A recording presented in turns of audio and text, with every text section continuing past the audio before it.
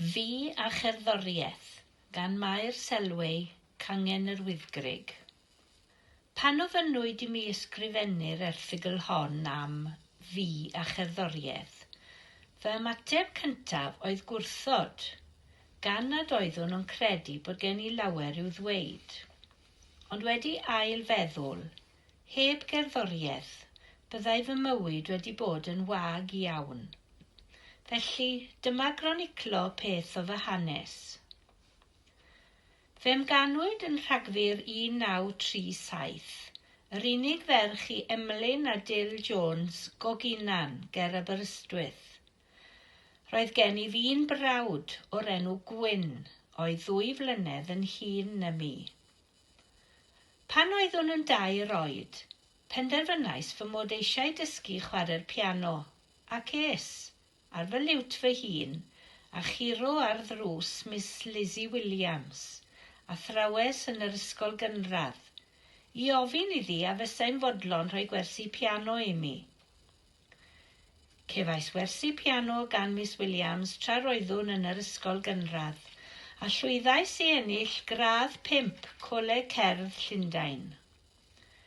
Derbyniais lyfr gan y coleg am berfformiad rhagorol, ond y llwyddiant, nid oeddwn yn gallu darllen nodyn.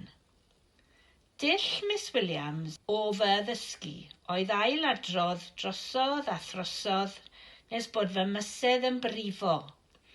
Ond y dull hwn, mae fy nyled yn fawr I Miss Williams am fy rhwytho mewn elfennau cerddoriaeth. Roeddwn yn cystadlu mewn eisteddfodau o oedran ifanc iawn, yn canu unawdau a cherdant, a mam oedd yn fy nysgu.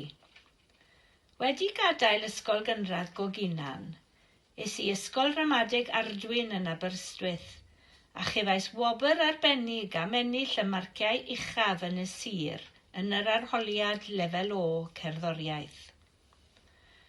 Yn ystod fy nghyfnod yn yr ysgol uwchradd, cefais wersi piano gan Mr Llewelyn Jenkins Aberystwyth.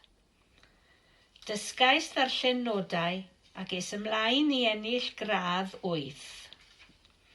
Wedi gadael ysgol Ardwyn, roeddwn yn gweithio yn siop fy nhad yng Ngoginan a bym yn cyfeilio am flynyddoedd I gôr meibion Capel Bangor. Roeddwn hefyd yn organyddes yng Nghapel y Dyffryn, Goginan. Pan yn 17 oed, cefais fy nhelyn gyntaf a chefais wersi gan Miss Alwena Roberts Aberystwyth, gan lwyddo eto I ennill gradd 8 ar y delyn.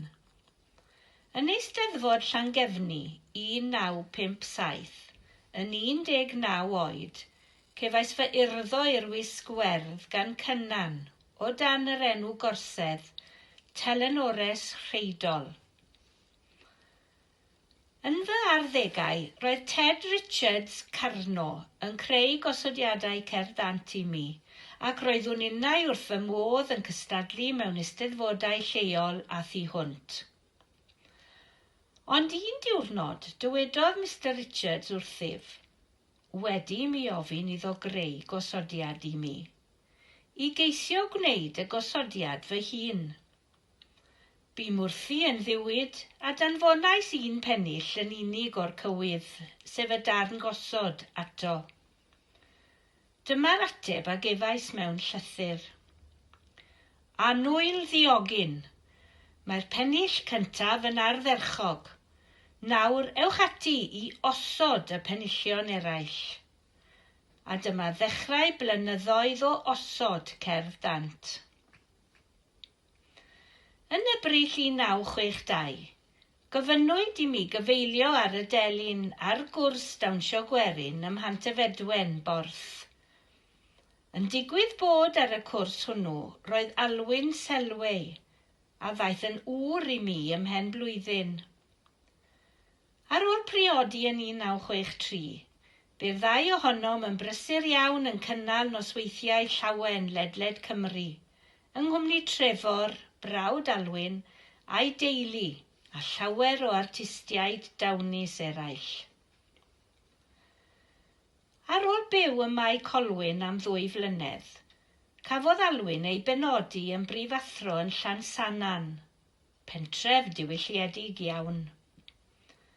Yn 1968, sefydlwyd cangen Merched y Wawr yn Llansannan, sef un o'r canghennau cyntaf i'w sefydlu yng Nghymru, a chefais yr anrhydedd o fod yn llywydd cyntaf ar y gangen. O dan enw Merched y Wawr, sefydlwyd ysgol feithrin.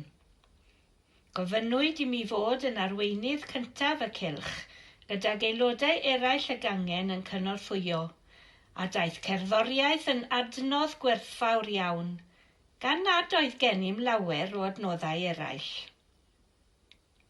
Cafodd y plant bach lawer o gyfleoedd i berfformio mewn cyngherddau a rhieni yn dotio bob tro.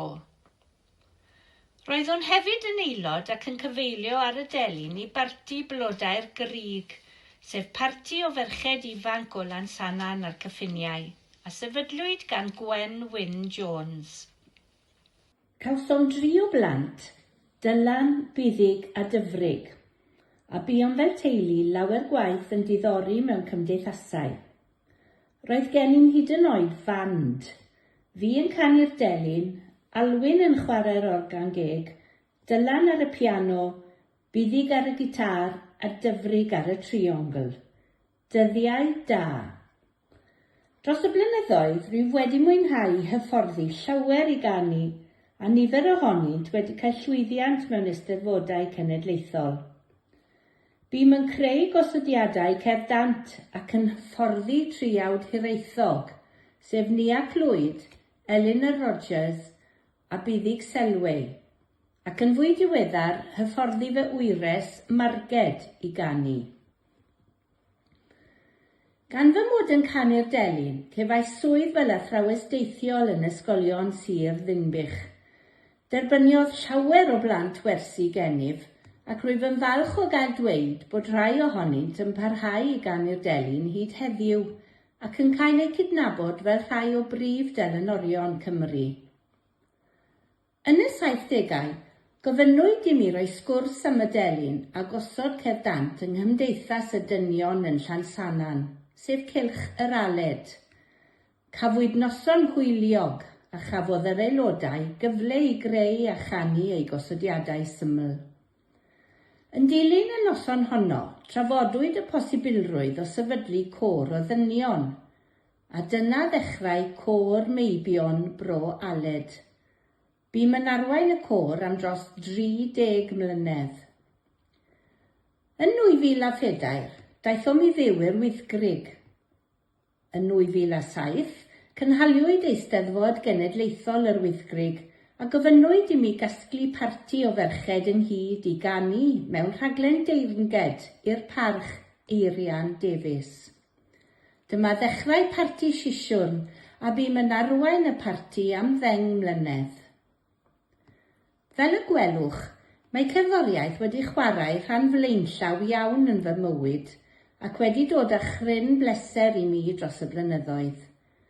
Drwy gerddoriaeth, rwyf wedi cyfarfod a dod i adnabod llawer o bobl o bob cwr o Gymru, a nifer ohonynt yn ffrindiau da i mi erbyn hyn.